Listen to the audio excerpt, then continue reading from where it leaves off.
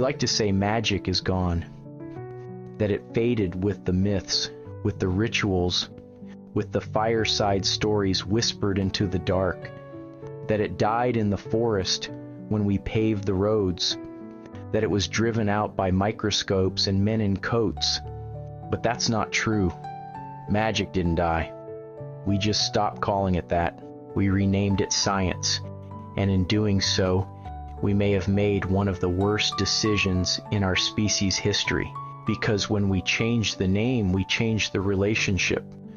We stopped believing in the world as if it meant something, and meaning, more than matter, is where magic lives. There was a time when fire was sacred.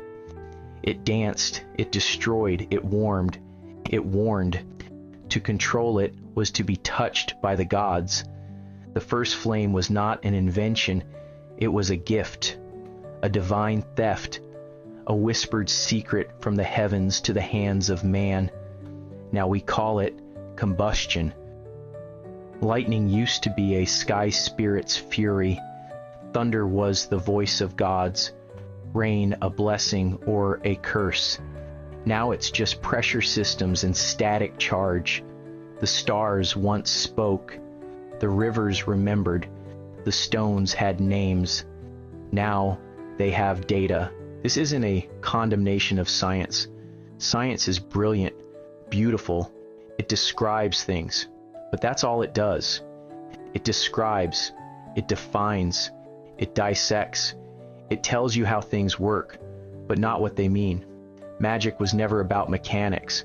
It was about relationship, reverence, humility, a sense that the world was not just made of stuff, but of story. And we were not just observers, but participants bound in a mutual agreement with things larger than ourselves. The mistake wasn't in learning how things work. It was in thinking that once we understood them, they no longer deserved our wonder. We lost something. When we turned medicine into chemistry and forgot the rituals of care, when we built clocks so perfect they no longer needed the sun, when we named every star and forgot how to listen to the dark between them, we gained precision and lost poetry.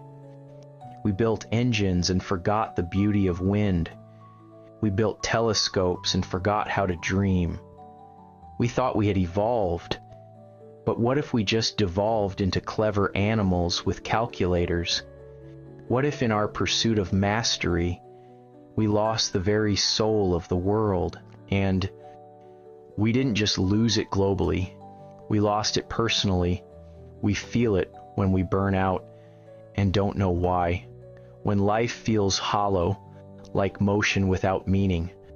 When we stare at our phones for hours and forget what the sky looks like. We ache for something we don't have words for anymore. The magic of belonging.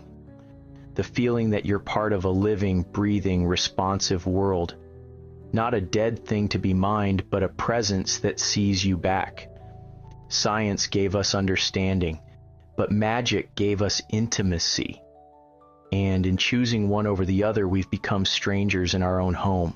It wasn't always this way. The ancients knew better. The Greeks had no line between science and philosophy. To them, studying nature was a sacred act. The Egyptians healed with herbs and symbols, medicine and meaning in the same breath. There was a time when logic and myth shared a table, when rituals coexisted with measurements, when a tree could be both timber and spirit. What changed? When did we decide that truth had to be cold?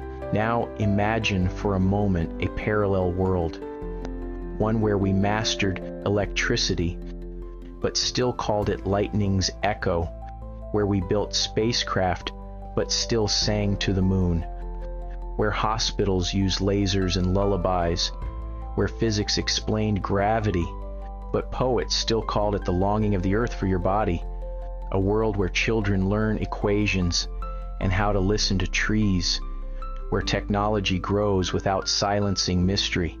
Can you feel it? That ache in your chest? That's what we lost. We still live in a magical world. We just forgot how to see it.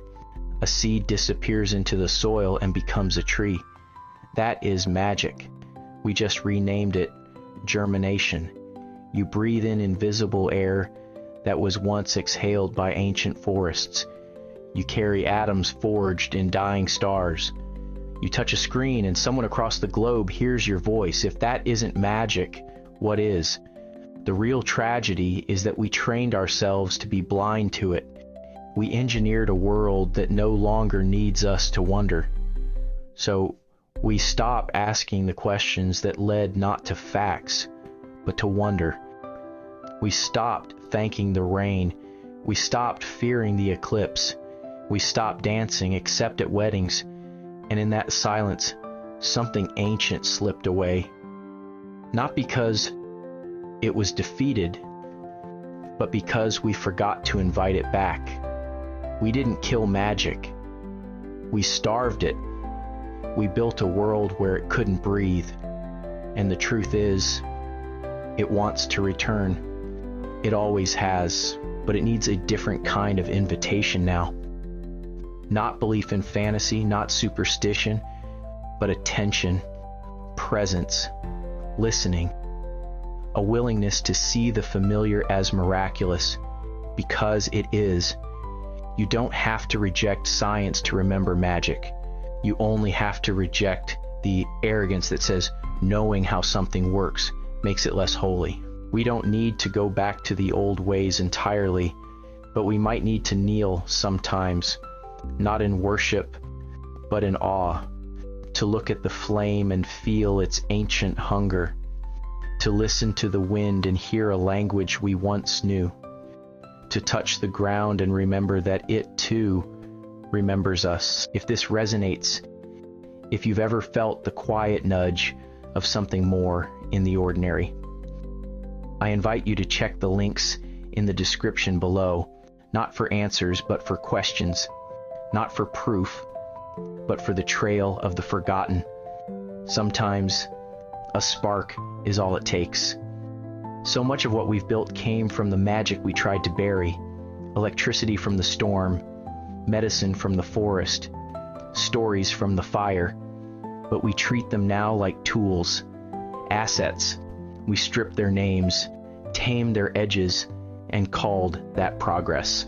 But what is progress if it leaves you feeling hollow? Ask yourself, what kind of world would we live in if we treated electricity like lightning again? If we called gravity the embrace of the earth? If we taught children not just the parts of a flower, but that it sings when no one's listening? What would change if we stopped saying it's just a tree, it's just a shadow, it's just the wind? No, it's never just. It's always everything. The veil between what is real and what is sacred was never torn. We just put up signs and fences and noise to pretend it wasn't there. But if you go out past the traffic into the woods, where the moss grows thick and the air tastes like rain, you can still feel it.